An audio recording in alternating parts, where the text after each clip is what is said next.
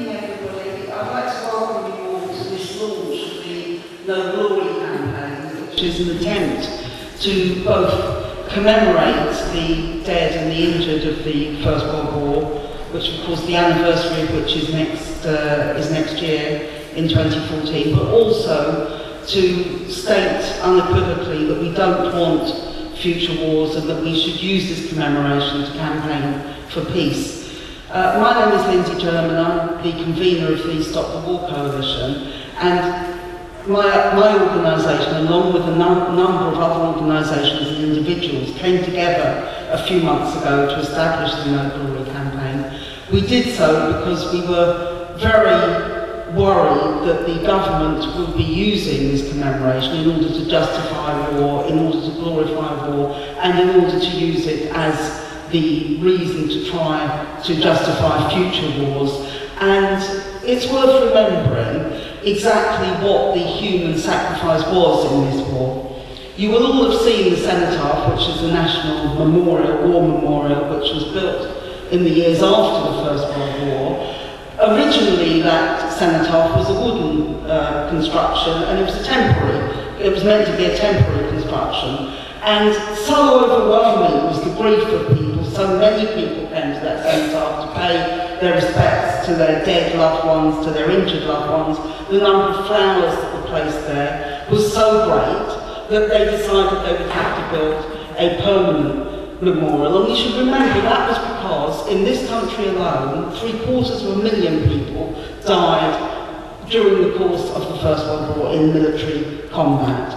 Many more died as a result or were injured as a result of wars. There was a terrible influenza epidemic at the end of it. This was a human catastrophe, and Britain was by no means the worst affected country. In France, in Germany, in Russia, and in a number of other countries, the casualties were even greater. So we want to say tonight that we want to remember those dead, we want to remember what happened in the First World War, but we do not want a rewriting of history which tries to portray this as a war which was in some way justified, to try to portray the generals as in some way justified, and to try to portray what went on as some kind of war for democracy, because that is not what the peoples of Europe thought at the end of the war. It is not what the war poets, some of whom you'll hear from tonight, thought in the course of the war. It is not the feeling, it was not the feeling of millions of these soldiers and their relatives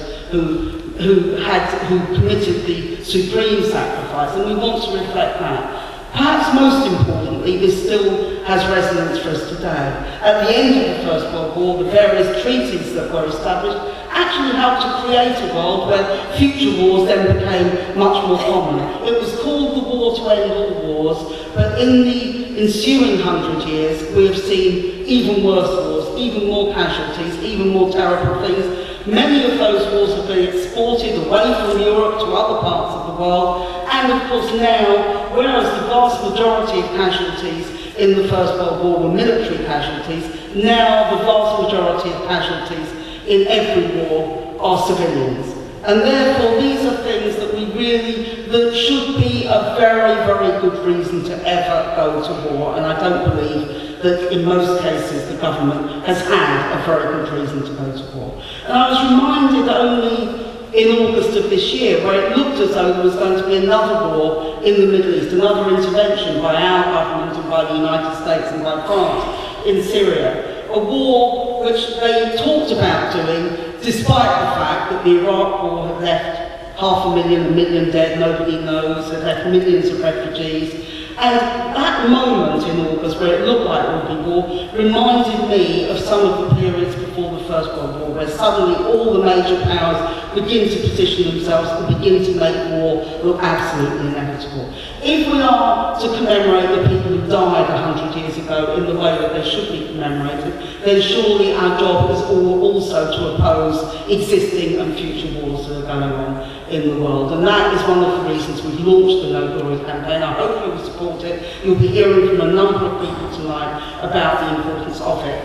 And I'd like once again to welcome you and to introduce our first performers, who are John Landor, Maestri and George Hlawiczka, who are going to perform the Lark Ascending, the Ralph Vaughan Williams piece. So please give them a very, very warm welcome, and I hope you enjoy the evening.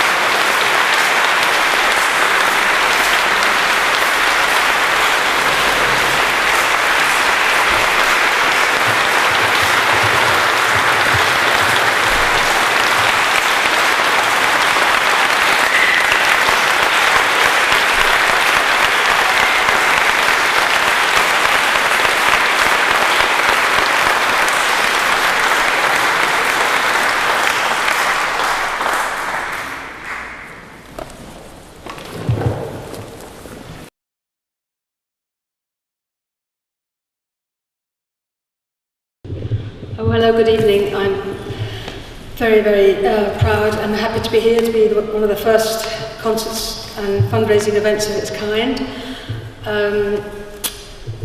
My sister is going to be joining me in the second half, and I've also got another sister there, my brother-in-law, so practically the whole family is supporting this event tonight. I'm going to start by reading Last Post by Carol Ann Duffy, the Poet Laureate, who was one of the first people to support this campaign. It's called Last Post. In all my dreams before my helpless sight, he plunges at me, guttering, choking, drowning.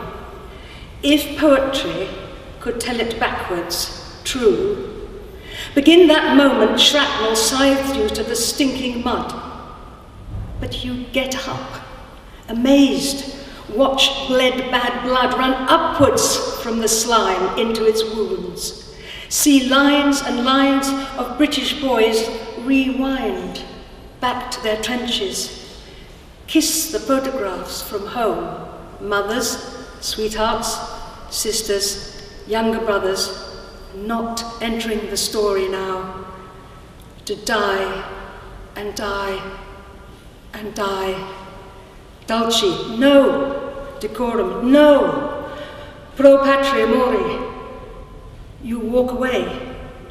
You walk away, drop your gun, fix bayonet, like all your mates do too. Harry, Tommy, Wilfred, Edward, Bert, and light a cigarette. There's coffee in the square, warm French bread, and all those 1,000 dead are shaking dried mud from their hair and queuing up for home, freshly alive. A lad plays Tipperary to the crowd, released from history, the glistening healthy horses fit for heroes, kings.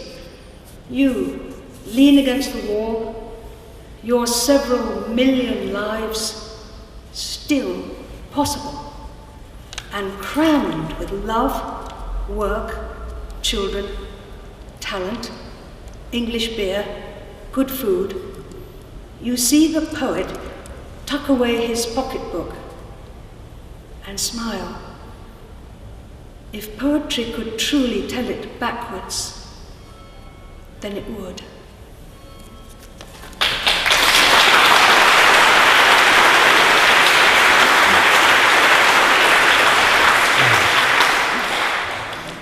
This next poem is by Wilfred Owen, who attended the wedding of Robert Graves in 1918 in this church. And later that year he died out at the front. I think he was 25. This poem was published posthumously. It's called Strange Meeting. It seemed that out of the battle I escaped down some profound, dull tunnel, long since scooped through granites which titanic wars had groined. Yet also their encumbered sleepers groaned, too fast in thought or death to be bestirred. Then, as I probed them, one sprang up and stared, with piteous recognition in fixed eyes, lifting distressful hands as if to bless.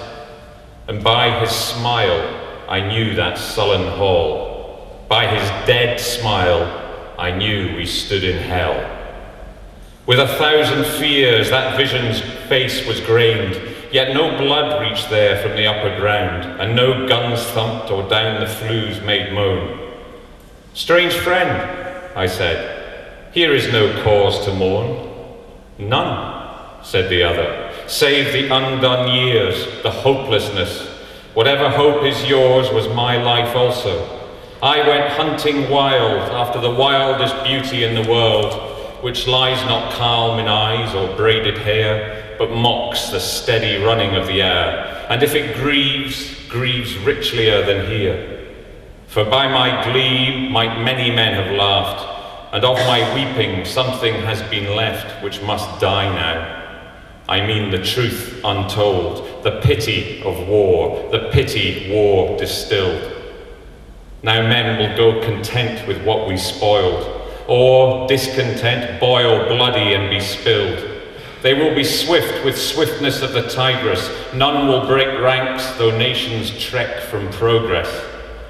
Courage was mine and I had mystery. Wisdom was mine and I had mastery. To miss the march of this retreating world into vain citadels that are not walled. Then, when much blood had clogged their chariot wheels, I would go up and wash them from sweet wells, even with truths that lie too deep for taint. I would have poured my spirit without stint, but not through wounds, not on the cess of war. Foreheads of men have bled where no wounds were. I am the enemy you killed, my friend. I knew you in this dark. For so you frowned yesterday through me as you jabbed and killed. I parried, but my hands were loath and cold. Let us sleep now.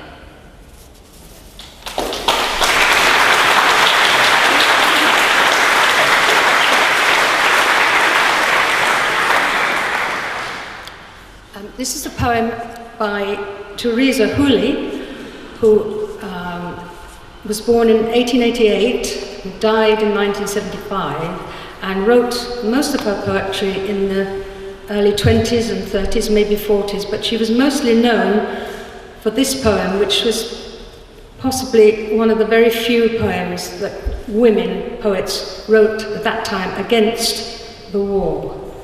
So it's called a war film. She'd actually, I think, seen a documentary about the war and the Battle of Mons, and she wrote this poem afterwards.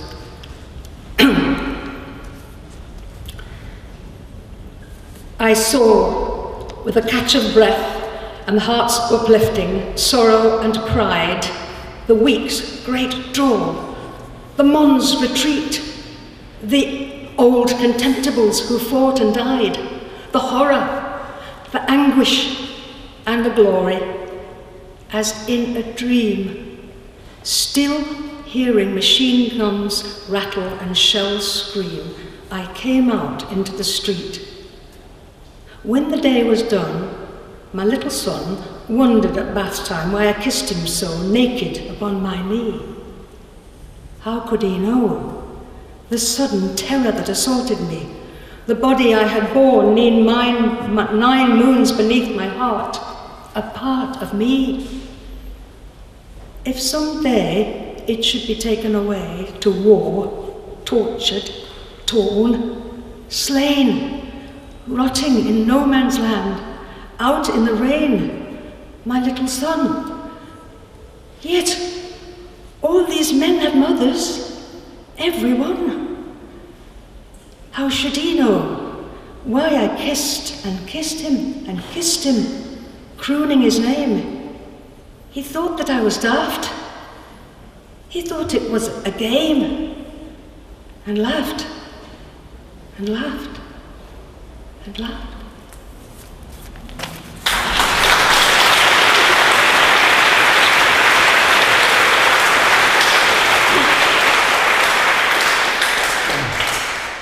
And this last poem is written by Patrick MacGill, an Irish poet.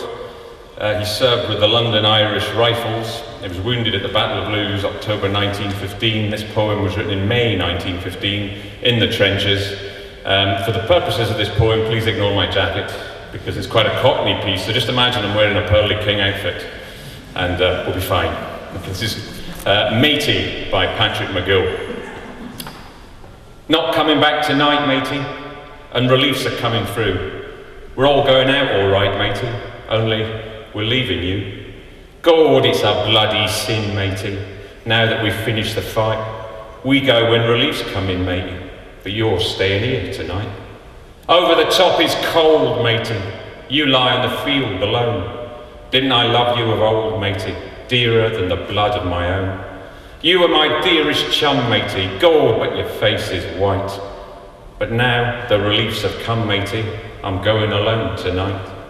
I'd sooner the bullet was mine, matey, going out on my own, leaving you here in the line, matey, all by yourself, alone. Chum of mine, and you're dead, matey, and this is the way we part. The bullet went through your head, matey, but God, it went through my heart.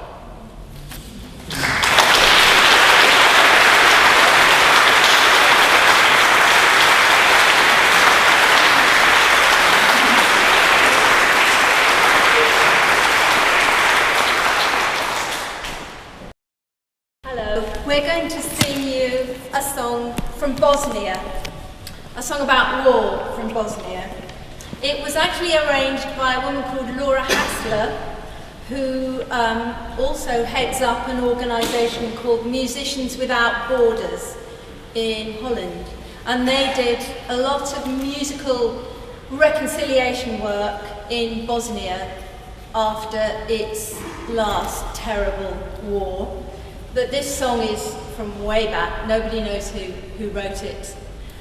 And it's two lovers who are miles apart from each other, singing to each other, and she says, she is called Dula, and she says, "Oh, my Osman, where are you now?" And he's singing miles away, "Dula, you must forget me. We have all been captured. I'm in chains. My horse is dying. Forget me, you'll never see me again."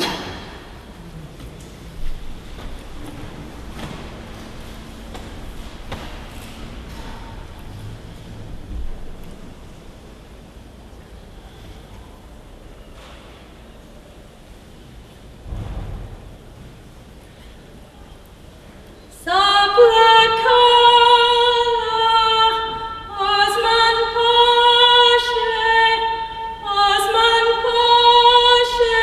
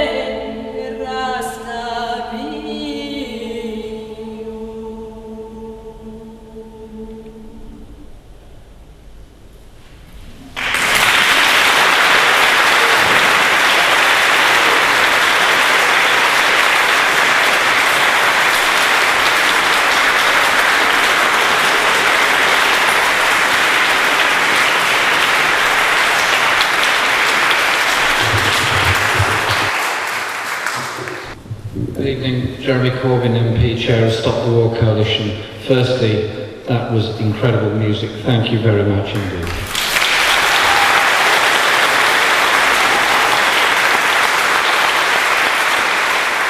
And to hear Lark Ascending perform so beautifully in this church was an amazing experience for me, and I'm sure for everybody else. So can we renew our thanks to the orchestra for this evening.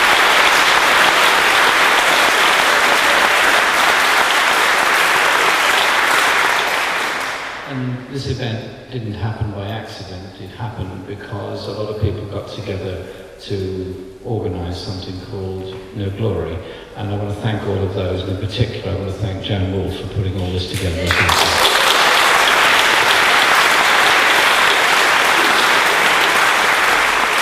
And now that she's suitably embarrassed, she can relax for the rest of the evening.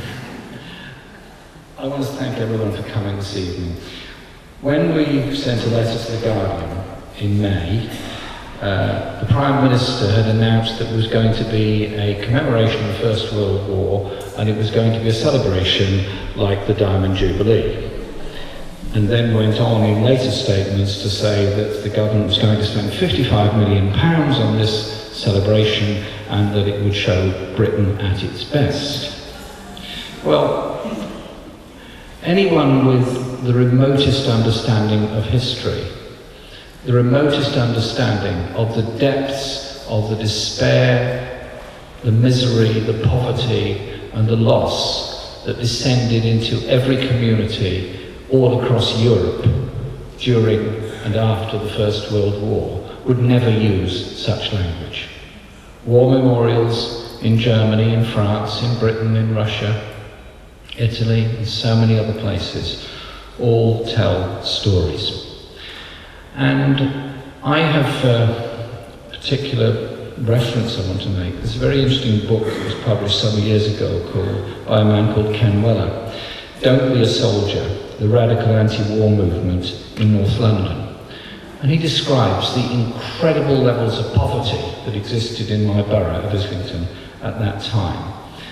And also the way in which, in the run-up to the First World War, remember that the working class had lost many in the Boer War, and indeed there's a war memorial to the Boer War in my borough, and I was looking at it today and it said they died for Britain in the South African War. It's quite a hard thing to get your head around exactly why these young men all had to die in a South African war, the main beneficiary of which was Rhodes and a few others. And then the propaganda developed, both for the peace movement and for the anti-war movement. And I quote from a recruiting leaflet which said, this was a discussions leaflet, shall we say, a good soldier is a blind, heartless machine. At the word of command, he will put a bullet in the brain of the bravest and noblest men who ever lived.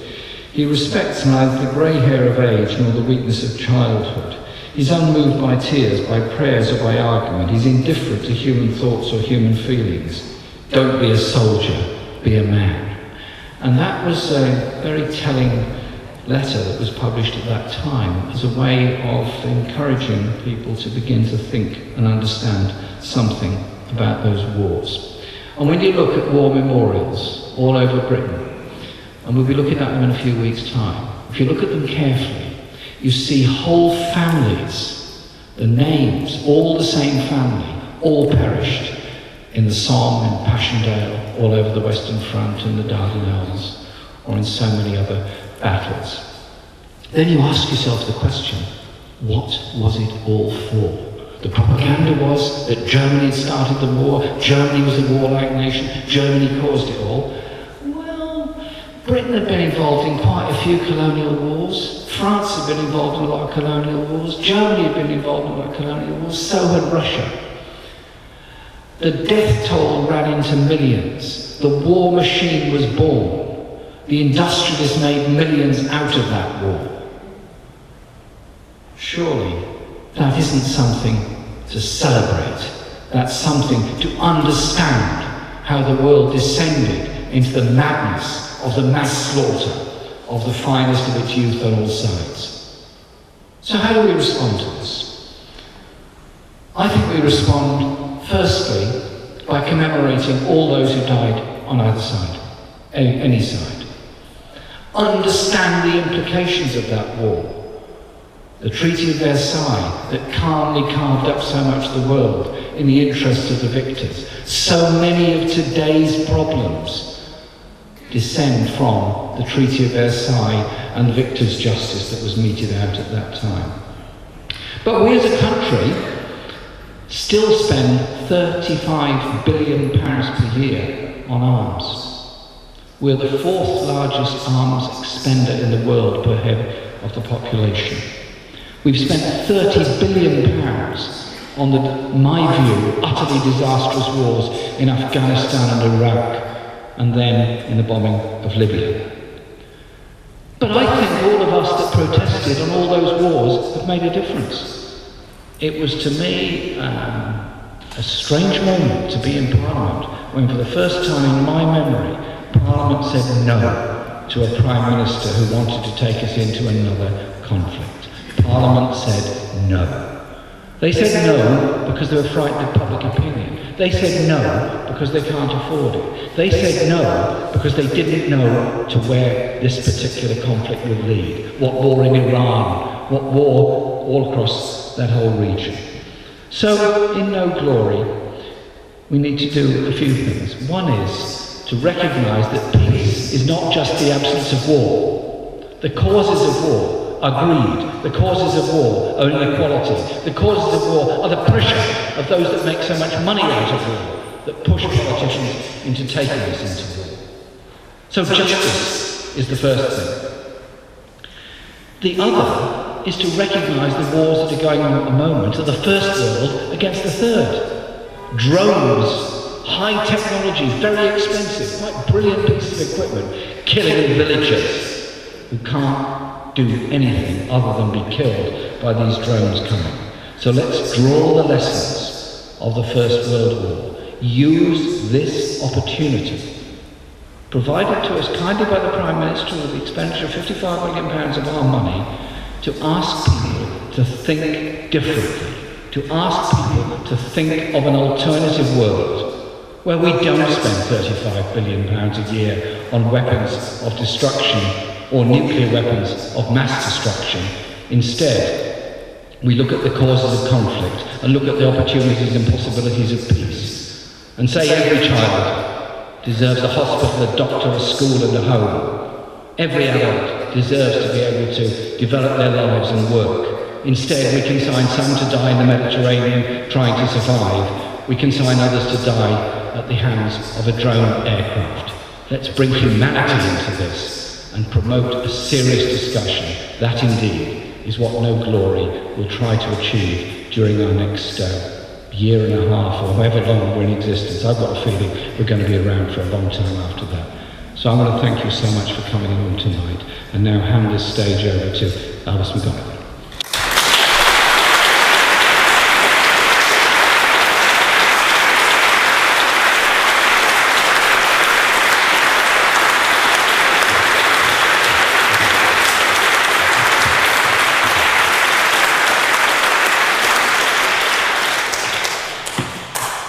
Thank you, Jeremy.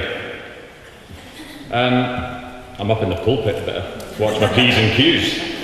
I'm going to do 3 poems about current and recent wars.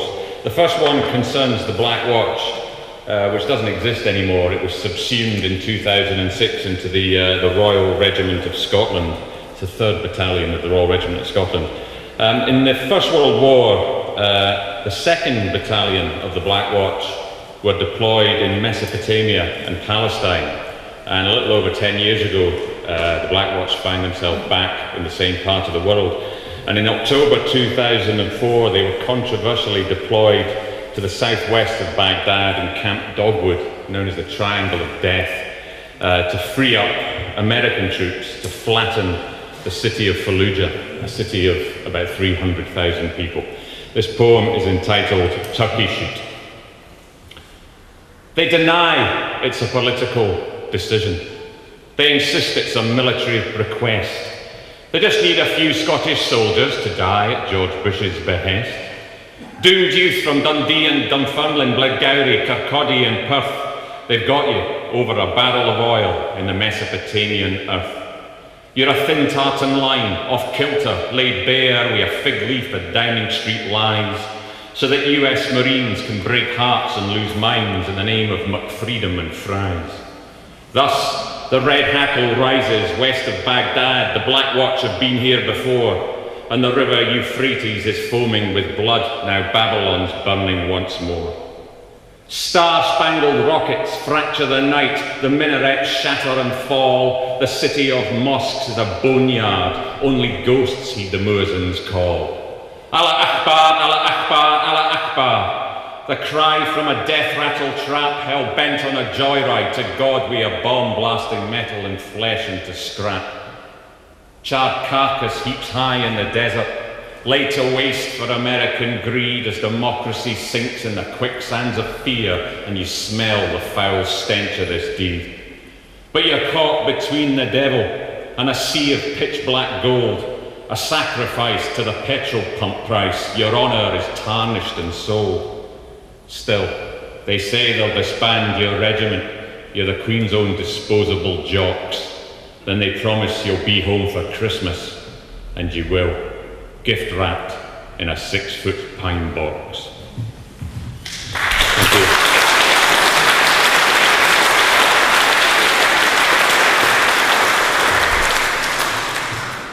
World War I was, as we all know, the war to end all wars, and Woodrow Wilson said it would make the world safe for democracy. That's a familiar rhetoric. And the rhetoric of politicians justifying their decisions to go to war is often empty, and indeed they mangle the language so much that it almost becomes meaningless. This next poem concerns the war in Afghanistan. I honestly don't know really what we've been doing there. This is called Operation Undying Conflict. We're going to get the job done. We're giving it a final push. We're dropping bombs on goat herds up the Hindu Kush. We're exporting Western values. We're making the streets of London safe and sound. We're importing heroin and body bags. We're driving fear and loathing underground. We're liberating the oppressed. We're defending democracy. We're installing freedom through force. We're neutralising insurgents, we're pacifying targets, we're seeing it through, we're staying the course. We're only causing collateral damage, we're implementing extraordinary rendition, we're operating surgical strikes, we're accomplishing a just and stabilising mission. We're reconstructing a broken nation, we're building Jerusalem in Afghanistan, we're trampling through the blood-sodden poppy fields with the ghost of Genghis Khan. We're in a struggle for civilization. We're on a crusade against medieval vandals. We're tweaking Johnny Taliban's beard. We're stamping on his sandals. We're employing enhanced interrogation. We're imposing prolonged detention. We're pouring water down throats. We're punching heads. We're kicking the Geneva Convention. We're turning back the tide of terror. We're wearing King Canute's crown. We're trundling Sisyphus's rock to the top of the hill and we're watching it roll back down. We're chasing wild geese across the Khyber Pass. We're sifting dust in the Tora Bora. We're on the Silk Road to nowhere. We're opening a present to Pandora. We're harvesting death in a blighted land. We're staring into pandemonium's cave. We're wrapped in the flag of faded hope and old glory. We're stumbling into empire's grave. We're slowly sinking in the sand in a Soviet tank. We're unsheathing Darius of Persia's sword. We're putting new saddles on the same old donkeys. We're severing reason's golden cord. We're tying ourselves in a Gordian knot. We're weaving an endless wreath. We're climbing a mountain to catch a fish. We're seizing the moon by the teeth. We're ruffling a kangaroo's feathers. We're knitting with fog. We're nailing jelly to the walls. We're putting socks on an octopus. We're ploughing the sea. We're grabbing eunuchs by the balls. Alexander the Great, Blair, Brown, Disraeli, Cameron, Obama, Brezhnev, Bush. We're dropping bombs on goat herds up the Hindu Kush.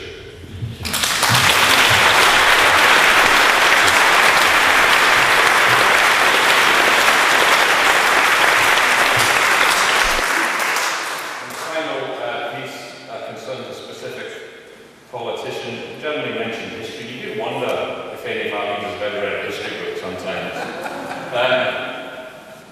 you know, often nowadays kind of have experience of war themselves and they're safe at home where they're making the decisions. Anyway, this is a poem about a particular man who took us into Iraq on what can best be described as spurious reasons, still convinced of his own rectitude, still banging the drum for intervention here, there and everywhere, and despite the horrors that were unleashed in Iraq. Last month alone, I believe 1,000 people died from bomb attacks in Iraq. Anyway, this poem is called No Regrets.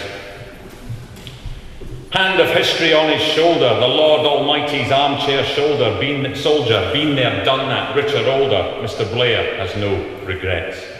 Well-groomed, perfumed, well-heeled, well-fed, his thoughts and prayers with England's dead, plastic poppies strewn upon his bed, Mr. Blair has no regrets.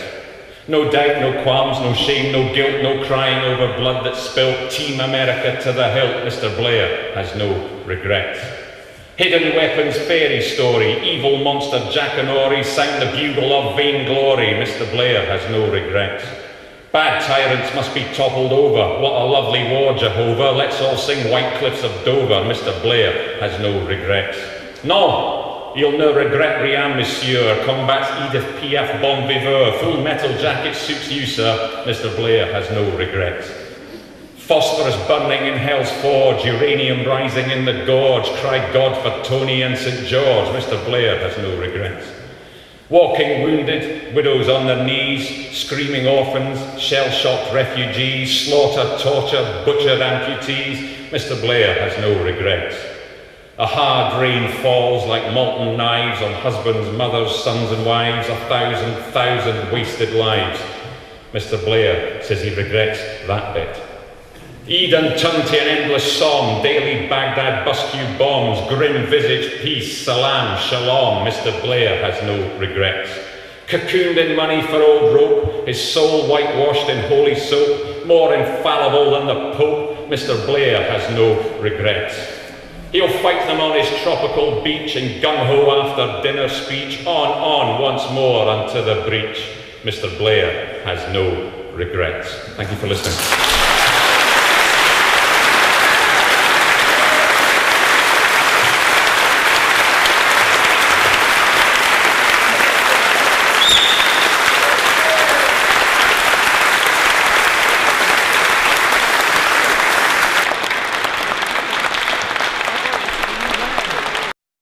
That was absolutely superb. Thank you very much. Brilliant. Last thing is before you go out, but please be back in 15 minutes. We have copies of this booklet written by Neil Falconer, No Glory, The Real History of the First World War, with this wonderful reproduction of a Paul Nash painting on the cover. I remember seeing it for the first time when I was 14 on a trip to London, a painting by Paul Nash, and it's stayed with me ever since. That haunting image of the sheer destruction of war, of everything. And he painted brilliantly and has done so much to make people think about the real consequences of war. So please buy this as you go out. It's £4 and it's available just as you go through the door. Thank you very much. 15-minute interval.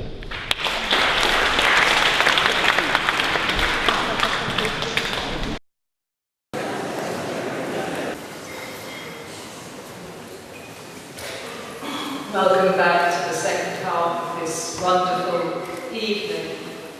I'm Kate Hudson, I'm the General Secretary of the Campaign for Nuclear Disarmament, and can I say how proud CAD is to be involved with No Glory. And in the few months that we've been active and organising already, it's been such an honour to work with so many different organisations, peace organisations, anti-war organisations, and so many extraordinarily committed individuals who are giving of their great talents to support this very, very important campaign.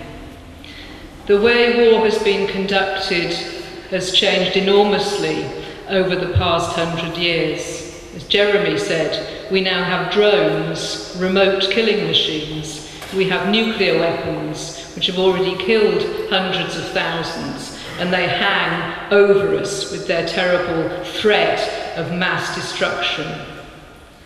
But we know that also, no matter how much the nature of war changes, the sorrow and the pain remain the same. and that's why we continue to campaign in our diverse ways to bring about an end to war.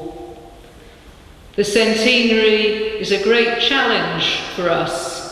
It's a challenge for us to oppose the glorification, to break down the dominant discourse, the dominant narrative about war and the splendours supposedly associated with it on a nationalistic basis. But the centenary is also a great opportunity for us to continue to work together, and also to work together internationally.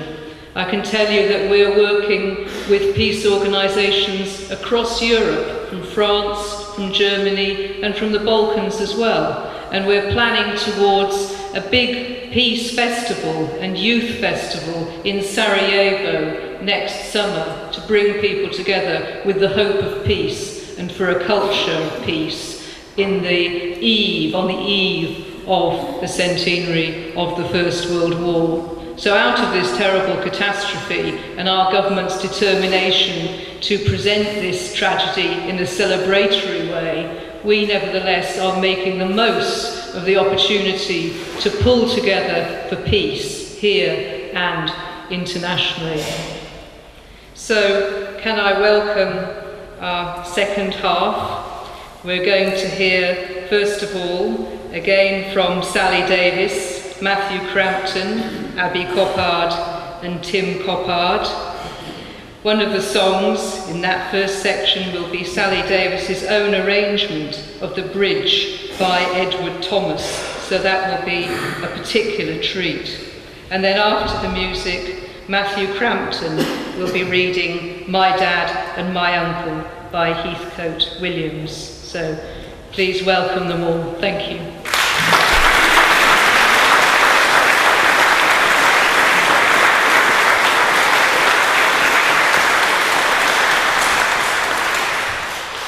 We're going to start with an English folk song called Lovely on the Water, which is very old, and again it's two lovers talking to each other before he goes off to war. It mentions our Queen in it, and that's Elizabeth I.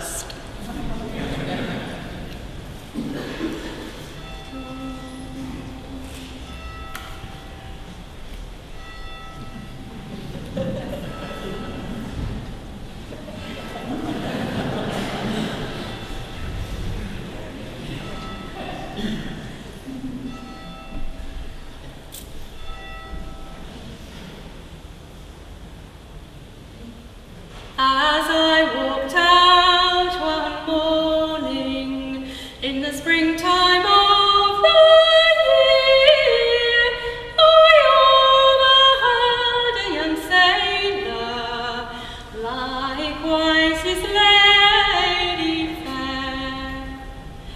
They sang a song together, made the valleys for to ring.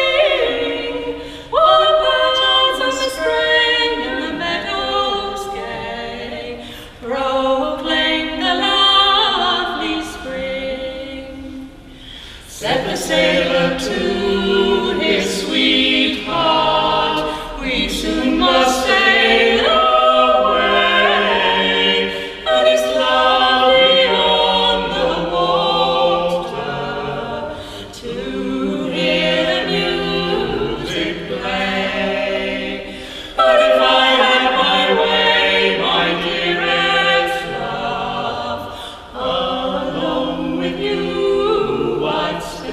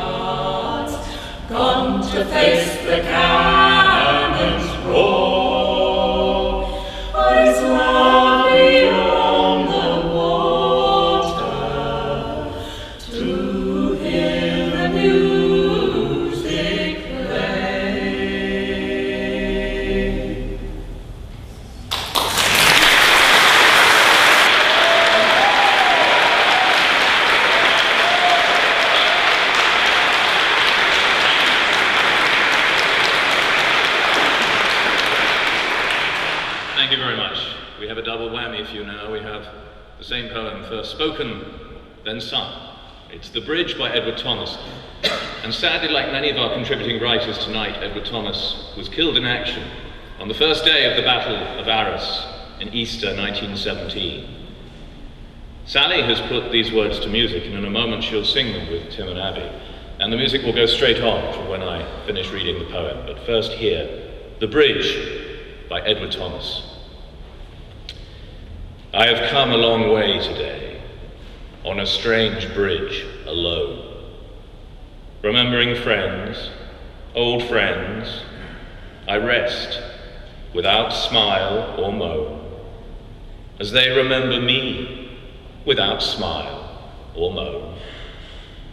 All are behind, the kind and the unkind too. No more tonight than a dream. The stream runs softly, yet drowns the past. The dark-lit stream has drowned the future and the past. No traveller has rest more blessed than this moment, brief between two lives, when the night's first lights and shades hide what has never been.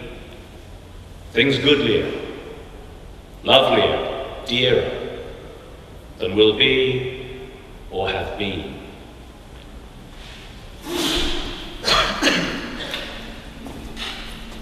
I have been a long way today, a long way today, on a strange bridge alone, remembering friends, old friends, I rest, remembering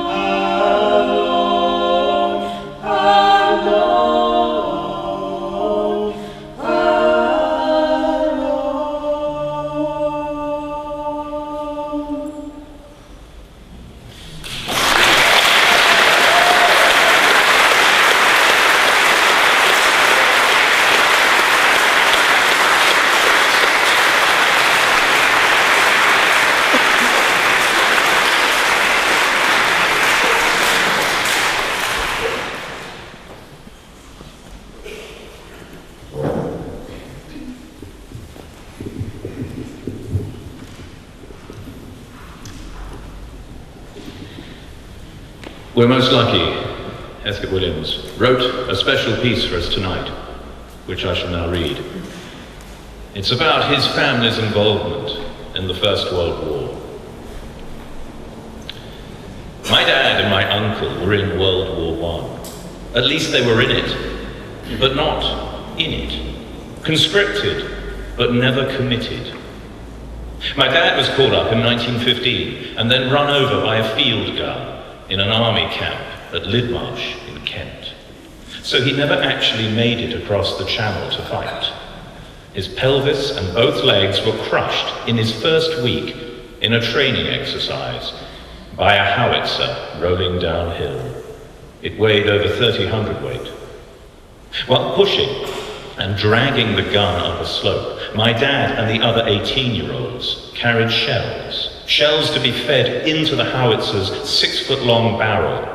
One of the group lost his footing, and they lost control of the gun carriage. Then 2 were crushed by its cast iron wheels, each wheel being the height of a man's shoulder. One of them died, but my dad survived.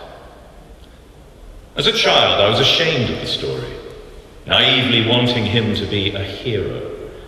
But of course, if he'd never been invalided out, I might never have come into existence. There were 1,000 howitzers on the Western Front, heavy, Swedish-made guns towed along by boys, men and horses from battle to battle. By the war's end, those howitzers had fired 25 million shells, stealing thousands of lives and generations unborn, making the gun crews primary targets. My Uncle Jack's connection to the war was stronger than my dad's, as Jack saw action. He made it across the Channel in a Royal Artillery troopship and lost the use of a limb in 1916. His arm was half severed by shrapnel. He held it in place until it was patched up, and then he was returned to his unit with a flask of iodine to dab on it. Jack was in one of that war's most famous battles, one of those whose very name makes you well up. But Jack ran counter to the received wisdom about the soldiers serving in the Great War, with its sentimental patina and its mythologized tales of Nurse Edith Cavell and the Angel of Mons, and lions led by donkeys and plucky Brits, because my dad's elder brother never really participated either, and he certainly never gave it his all. Jack had reservations, that's how my dad put it. More often than not, Jack didn't have one up the spout, meaning he'd avoid putting a bullet in his gun, because with a dodgy arm, it was a nuisance to load it. And when his hands were freezing, he just thought, sod it. It was easy to escape the corporal's attention. And Jack said there were many others who did the same. Hundreds, if not thousands, Jack always claimed. Men whose instincts told them to do the minimum. Jack won the Military Cross. But not for that. He won it for dragging their Sergeant Major back into the trenches from no man's land, where the Sergeant Major was lying wounded. Jack's commanding officer came to know of it, and Jack was mentioned in dispatches, the Army's understated way of saying that he'd shown courage in undertaking his one-armed rescue. Though as far as his fellow soldiers were concerned, Jack's exploit had been a waste of time, for their Sergeant Major was unpopular, and in any case, he was dead on arrival. Jack lived with the taunts and the ribbing about his gesture having been pointless, and was even accused of doing it to show off. Cripplingly shy, this was a knife to the heart, and it lasted long, long afterwards. Jack never picked up his military cross, and whenever a family member mentioned it, he dismissed it as a putty medal with a wooden string. As a child, I never quite knew what that meant, but apparently it was a common expression, applied to the top brass when they visited the front, when they strutted up and down, martinets with black gloves and swagger sticks, fact-finding desk jockeys from the War Office, clanking away with their rows of flash medals and drawing attention to themselves. Those below in the dugouts would mutter, putty medals with a wooden string. Your Uncle Jack lost all his friends in the trenches, my dad would say. And he's never made any, ever again. And it was true. I never saw Jack with a friend. I saw him throughout my life, but he was always alone, except for his sister Mabel, who looked after him. He never made another friend in over 50 years. Neither he nor my father ever explained the war to me. It was just something that had happened to them. Something irrational that hung over them. A grisly cloud of spectral blood. A tumour that fogged the psyche. Something in their history that had spoiled both their lives. Stoically, they never admitted to the pain. But looking back, my dad was always in pain. And Jack could be painfully silent to the point of catatonia. Even though they were little more than children, they'd been forced to endure a random, excruciating pain that had confiscated parts of their bodies that had been their birthright. But afterwards, each was able to exact a small but significant revenge by their both giving the war some 50 years of unremitting negative spin. They scoff at those who try to romanticize it. They'd never buy poppies for their buttonholes, and on Remembrance Day they'd say that there was nothing worth remembering. To my father, the Cenotaph was a monument to Jack's hell, a traffic hazard, he'd say when we drove past it, and he'd curse it, that dreary Lutyens plinth, with its floral lifebelts laid beneath it, lifebelts that save no one's lives, propped up against a memorial that's used to fetishize war after war. They should have a picture on it, my dad said, of your Uncle Jack living beside rotting corpses, pictures of doomed youth with froth-corrupted lungs. He had a first edition of Wilfred Owen. As a child, I naively wanted to boast about Jack and to tell other boys that he'd won the MC, as if that would make me seem brave too. When my father overheard me once, I got a dressing down that I remember to this day. He accused me of throwing Jack's weight about. You never ask yourself, do you, why Jack never picked it up? His medal. Well, he wasn't proud of it. He was ashamed.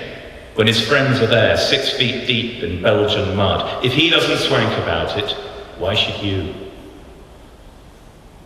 When my father died, Jack invited me to go out for a meal on the first Friday of the month, every year till he died. The meals were largely silent. His bad dream was still there, even in the 1970s. His mind was still numbed by something whose origins were inexplicable and which he'd never decoded.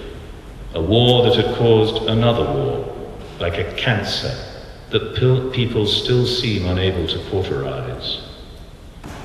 Over the years, I'd winkle out his memories as tactfully as I could. Jack didn't mind talking about actual events, allowing himself only to recount the facts, but never touching upon his emotions. A waiter would bring the cheese trolley, and most months Jack would tell the same story about a mule cart that had arrived behind the lines ferrying an enormous cheese, a Dutch cheese, which they'd all salivated at the sight of. Jack's best friend, from the same street in Chester, impulsively ran towards it, his mouth watering, only to be picked off by a German sniper. Fell down against the cheese, Jack said. I won't eat the stuff now. And I'd nod and say, no, as understandingly as I could manage. The story was unchanging. Several times a year, a hapless waiter wheeled off the cheese trolley untouched. I ever tell you about that? Jack would ask at the end. I was sure that he half knew he had, but why not, if the fact of it never went away? As a boy, I seem to have been set the uninvited task of probing a world that they wished never existed, and which left them wishing it would go away. My dad and my uncle were in the First World War, though it's not quite the whole story, because neither of them were exactly in it. Not in the way that most people might think, but from their experiences, I was able to learn what callous folly could kill 30 million. They were forced to serve king and country for no reason. They both had lifelong scars and got nothing in return. Nothing from the king and nothing from the country. But both ended up certain there must be another way. And for that, I've been grateful to them ever since. They may or may not be in some other world now, but something is certain, if only to me. They won't be commemorating World War I, and may not even think the matter worth raising. Those are the words of Heathcote Williams.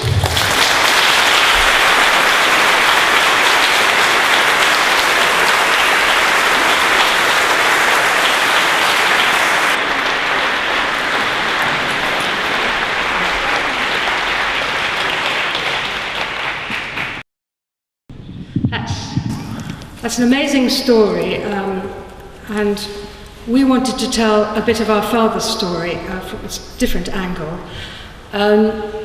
because although we grew up under the shadow of the last World War, my parents grew up under the shadow of the First World War, and like many others, my father, David Markham, who was an actor, signed the peace pledge, and like many other actors too, and renounced all idea of war. But unlike the Heathcote Williams story, a different time in history, of course, when the call-ups came and everything, my father very, I think, incredibly bravely said that he wasn't going to fight, but he didn't have, it wasn't for pacifist reasons, it wasn't for religious reasons. So my sister, who's a poet, Jeanne Markham, is going to come up and read you his testimony, which has never been heard actually before, what he read to the judge, and of course he went to prison for it. So Jeanne, will you come up? This is Jeanne Markham, poet.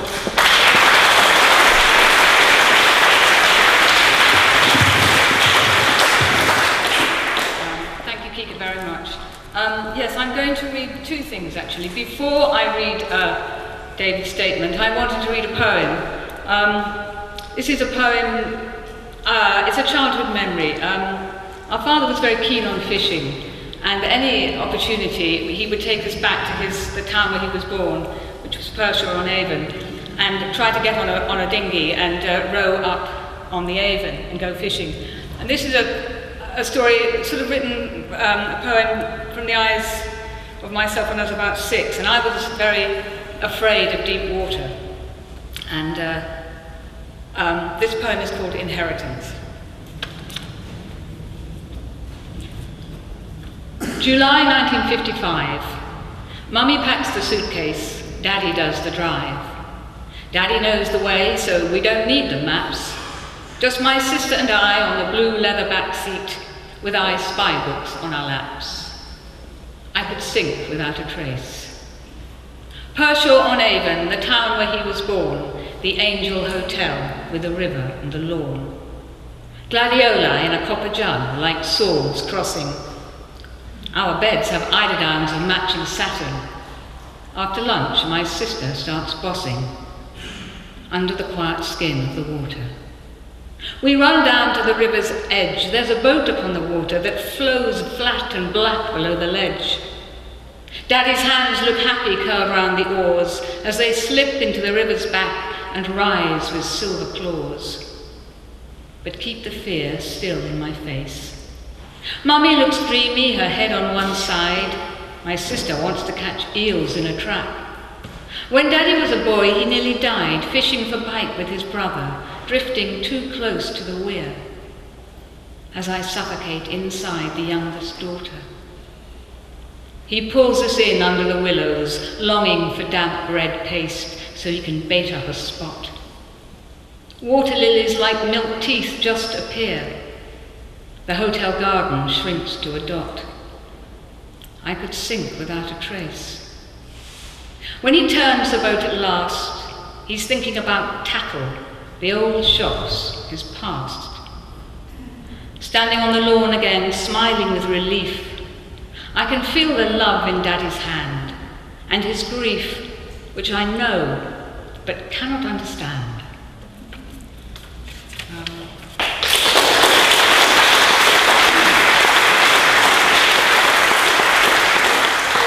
Thank you very much. And now I'm going to read the written statement that, I don't know if you read it out or it was given to the judge, but we've got a very flimsy piece of copied typewritten paper, quite torn and quite difficult to read, which I've edited a little and written out to read to you today.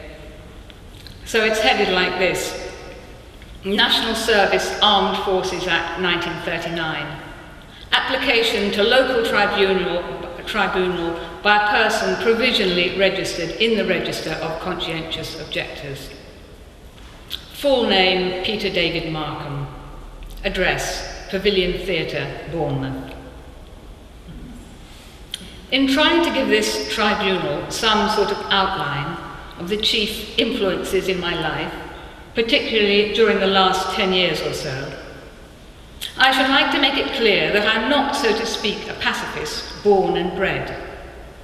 On the contrary, I can remember that I was something of a bully at my prep school. And although I became more pacific as I grew older, it was not until 1937 that I became a genuinely convinced pacifist and thereupon signed the peace pledge. Pacifism represented for me the return of a lost faith, the affirmation of the dignity of mankind and the hope of his ultimate brotherhood.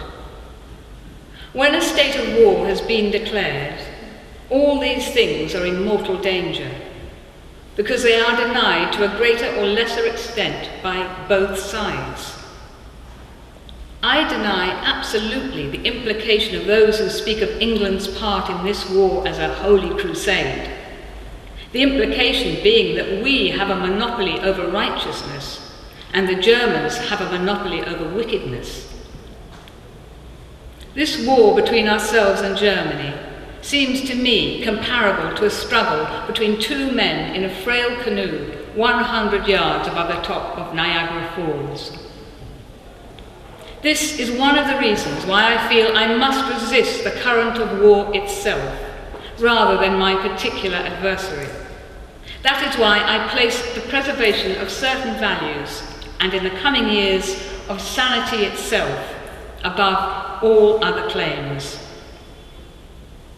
It may well be asked how I, as an actor, would propose to implement any of these resolutions, or indeed serve the community in any way whatever. I can only reply that acting is the profession for which I am trained and equipped as for no other occupation, and that I take it seriously enough to believe that even in wartime, the theatre can perform a vitally important function, and that if I'm allowed to go on acting, I may possibly contribute something towards the happiness or enjoyment of my own people, and misery to none. David Markham, May 9th, 1940.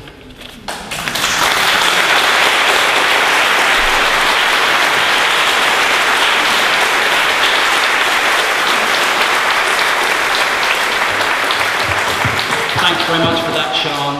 My name's Chris Nynham. I'm Vice Chair of the Stop the War Coalition, one of the people involved in the launch of the No Glory campaign. And I wanted to add my thanks to Jan and to everyone else tonight who's performed, because I think it has been a fantastic night, fittingly moving and thought-provoking. And it won't be the only event that we hold. In fact, we will be holding a series of events in the new year to make sure that the kind of message that we've been promoting tonight continues to be profiled. And partly that's because when we launched the campaign, we were overwhelmed with the amount of support that we've got. Overnight, we got literally hundreds of people signing up, and I recommend you go onto the No Glory website and have a look at the breadth of the support for the campaign. Just off the top of my head, Michael Morpurgo signed, Anthony Gormley, Jude Law, Brian Eno, Carol Churchill, Robert Wyatt, Vivienne Westwood, I could go on. It's as well as the hundreds, in fact thousands of other people who've signed up. That's a fantastic start, and it's something we want to continue. Compare it actually with the government's advisory committee, which is going to be organising their commemorations, which is made up of, amongst not many other people, 5 ex-senior officers from the Army and the Navy and the Air Force, 1 ex-Minister of Defence, and a PR consultant. So I think you can see the direction that one's going in.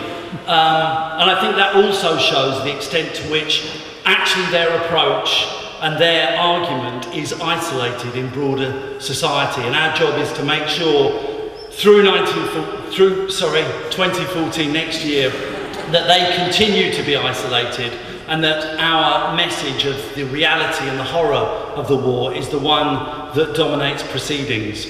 So I want to introduce now our next and final performer. He's one of the people we're most pleased actually to have on board with the campaign. A radical voice, a brilliant musician, the cultural conscience of the nation. Please give a big, warm round of applause to Billy Bragg.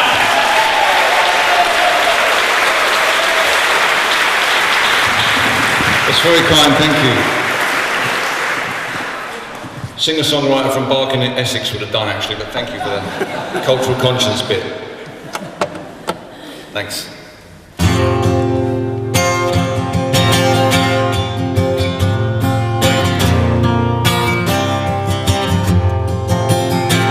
Last night I had the strangest dream I ever dreamed before.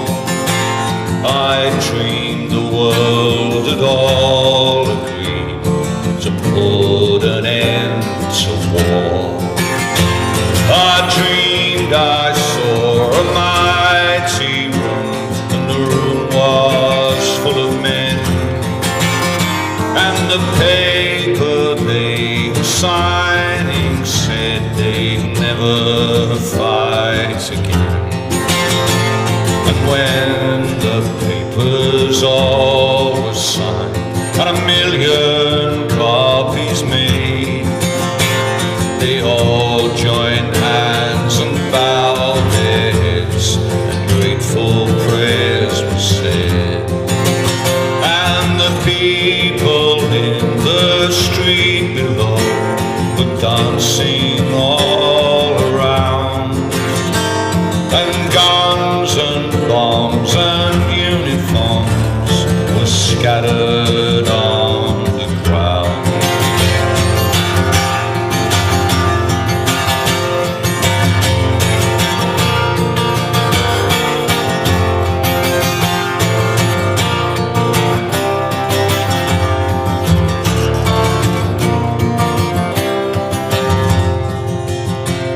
Last night I had the strangest dream I ever dreamed before. I dreamed the world had all agreed to put an end to war.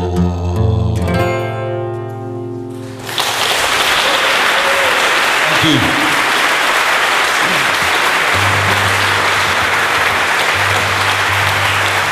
Thank you very much. I can't think of anyone who wrote, that I know anyone who wrote more songs about the First World War than Eric Bogle, a Scottish songwriter who lived most of his life in Australia. He wrote a song you may be familiar with from the Pogues called The Band Played Waltzing Matilda. He wrote another great song called The Green Fields of France that was recorded by the Men They Couldn't Hang. And I'm going to play another one of his songs, perhaps a lesser known song of his. Doesn't really come from the First World War, but could have. It's one of those great anti-war songs, I think.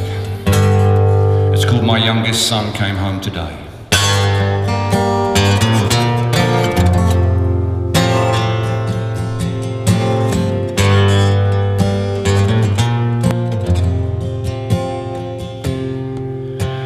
My youngest son came home today. His friends marched with him all the way.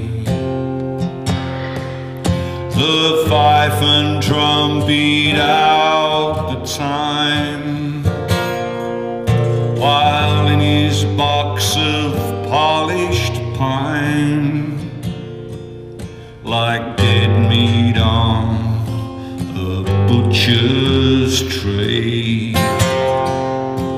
my youngest son came home today.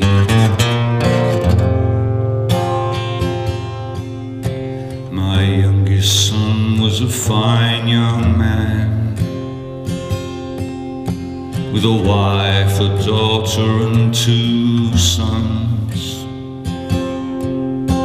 and a man he would have lived and died, till by a bullet sanctified. Now he's a saint, or so they say. They brought their young saint home today.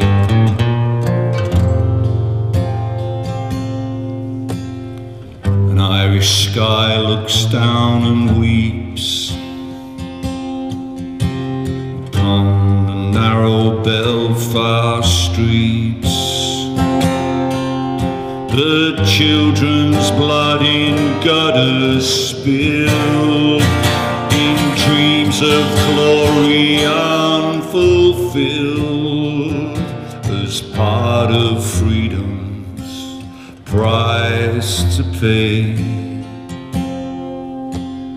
My youngest son came home today.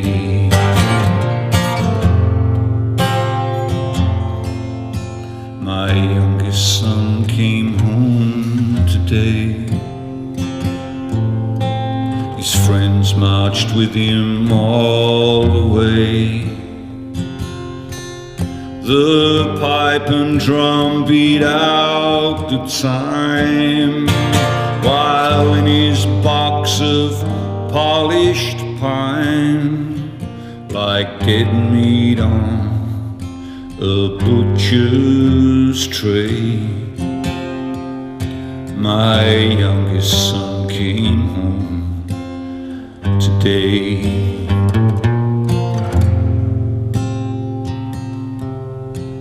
And this time he's here to stay.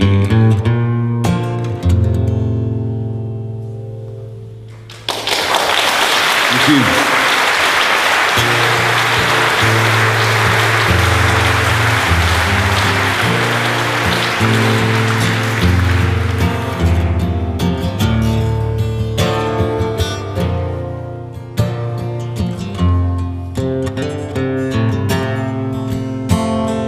Blue eyes fighting the grey eyes, fighting the tears,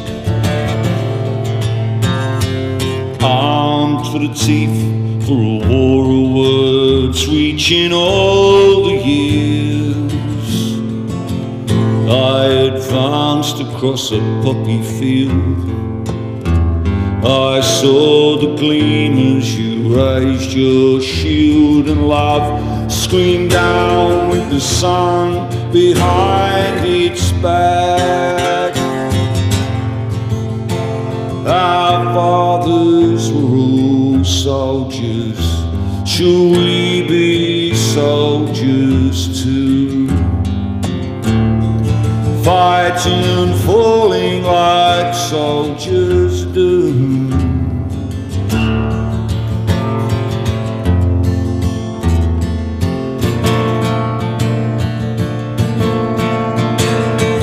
Nothing is clear in this tactical, unclear war, and I can't be bothered to find out what we were fighting for. No one can win this war of the senses, I see no reason to drop my defences, stand fast, my emotions rally round my shaking heart. Our fathers were soldiers, should we be soldiers too? Fighting and falling like soldiers do.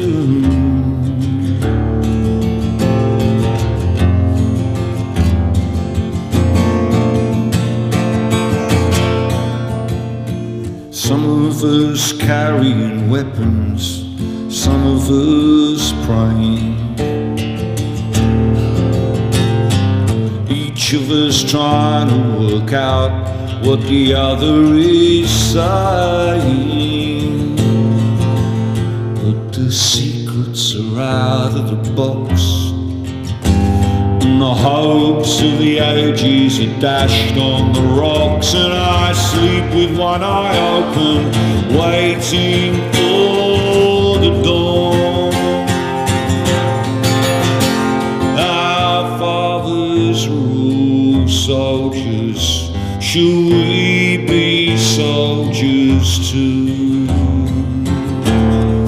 Fighting, falling like soldiers do. Our fathers were all soldiers, should we be soldiers too?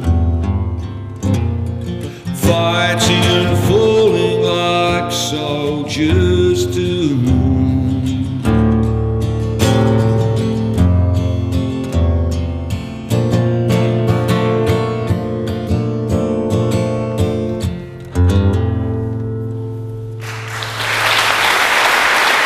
Thank you.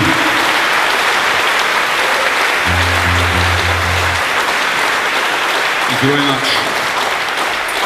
Yeah, I don't, that's one of my songs. I don't actually have any songs that specifically refer to the First World War, but I was looking through a book of war poetry. Amazing how different the war poetry from the First World War compared to the Second World War is. But I came across this poem by Thomas Hardy, and it was one of those poems that looked eminently singable. So I'm going to see if I can sing it for you now.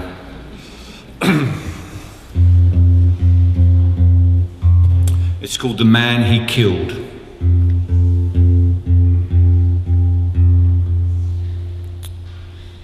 If he and I had met beside some old and ancient inn, we would have set us down to wet many a napkin. But we were ranged as infantry, and staring face to face, I shot at him as he at me, and killed him in his place. I shot him dead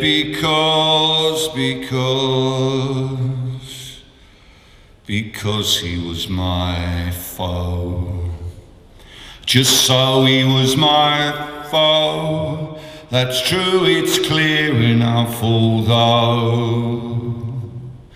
he thought that he'd enlist perhaps offhand, like just as I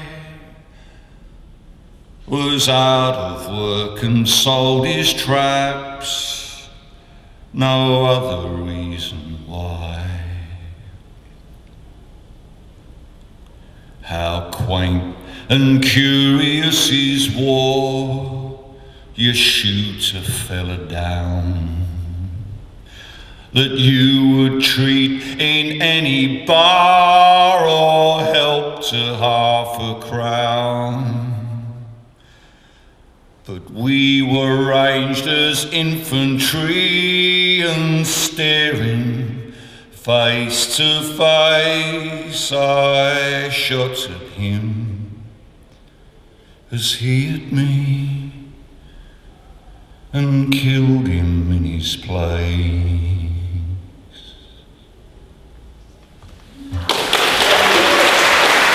Thank you.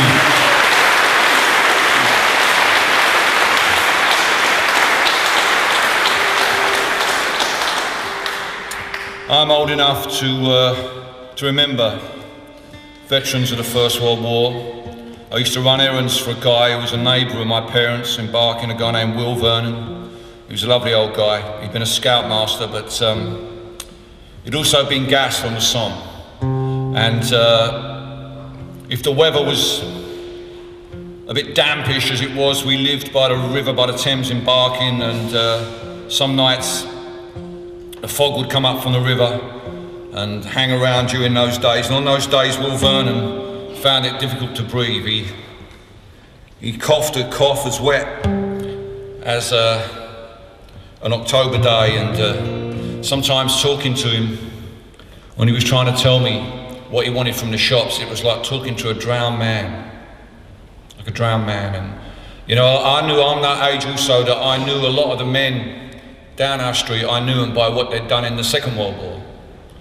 You know, my father used to say to me, don't play football up against that guy at the end street, that old Polish guy. He was in the resistance, you know, he'll come out and, you know, cut your throat. They stopped us kicking our football against his gable end wards here. And old Fred Bacon over the road had been on submarines. You never know what he might do. He didn't play knocking down ginger on his door either.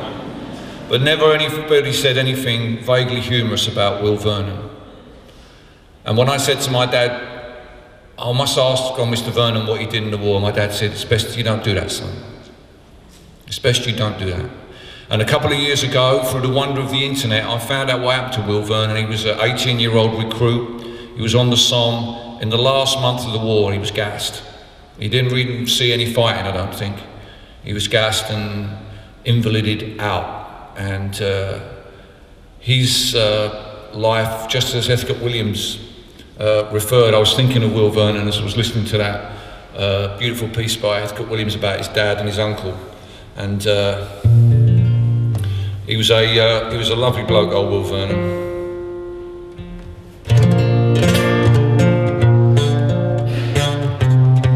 Bear with me a bit here. Come on. Yeah, that'll do nicely. I'll finish off with this.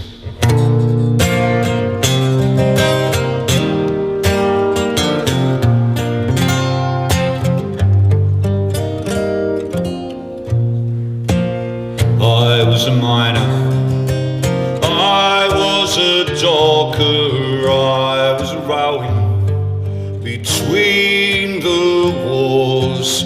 I raised a family in time of austerity with sweat at the foundry between the wars.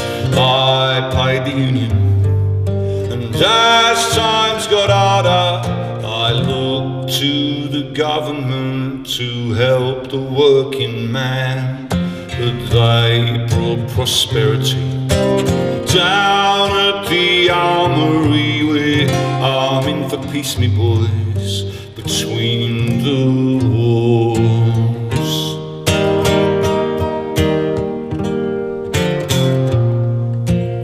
I kept the faith, and I kept voting not for the iron fist, but for the helping hand. For this is a land with a wall around it, and mine is a faith in my fellow man.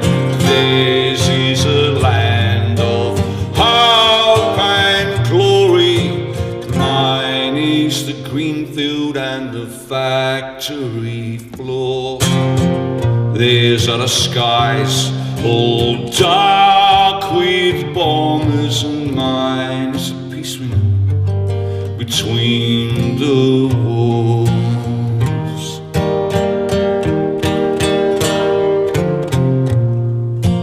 Call up the craftsman, bring me the draftsman, build me a path from cradle to grave, and I'll give my consent to any government that does not deny a man a living wage. Go find the young men, never to fight again. Bring up the banners from the days gone by.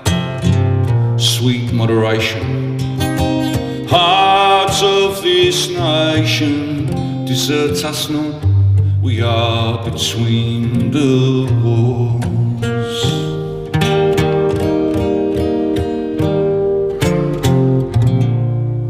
Thank you very much.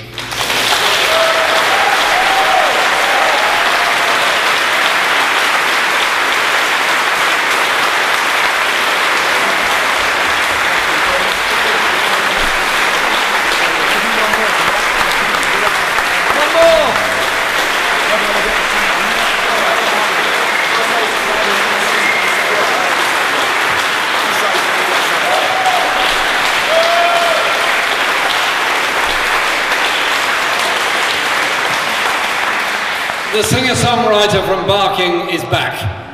He's going to do another one. Billy, thank you so much. Before he does, please give a big thank you to everyone who's performed tonight. Absolutely phenomenal. All of them.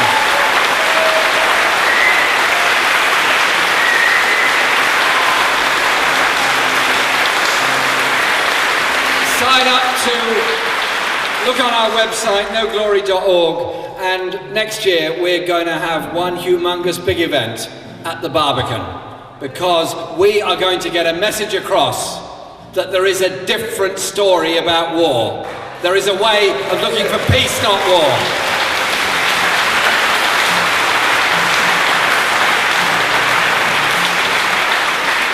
So the singer-songwriter from Barking, who does such great poems from Dorset, from Thomas Hardy, Billy Bragg. Thank you so much, Billy. Thank you, Jeremy, thank you. And thanks very much, everyone, tonight for coming along. And it's just such, the acoustics in here are just so great, aren't they? When I think of some of the tin boxes I play in my profession, and you look at a place like this and the acoustics. But you know, this wasn't just built for a person to sing. This was built for the community to sing. So maybe we should sing together for the end of the evening. Let's see if we can sing together. Where have all the flowers gone? Long time passing. Come on. Where have all the flowers gone? A long time ago. Where have all the flowers gone? Young girls pick them, everyone. When will they ever learn? When will they ever learn? Come on, everyone, come on, come on, come on. Come on, come up here, come on. Where have all the young girls gone? A long time passing. Where have all the young girls gone? A long time ago. Where have all the young girls gone? Gone to young men, everyone. When will they ever learn? When will they ever learn? Where have all the young men gone? Long time passing. Where have all the young men gone? Long time ago. Where have all the young men gone? Gone for soldiers, everyone.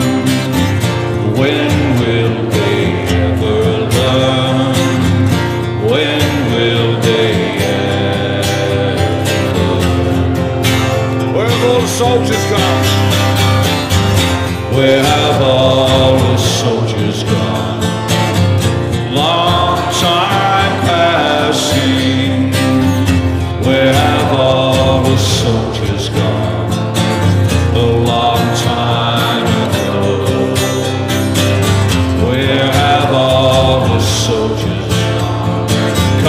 to graveyards, everyone.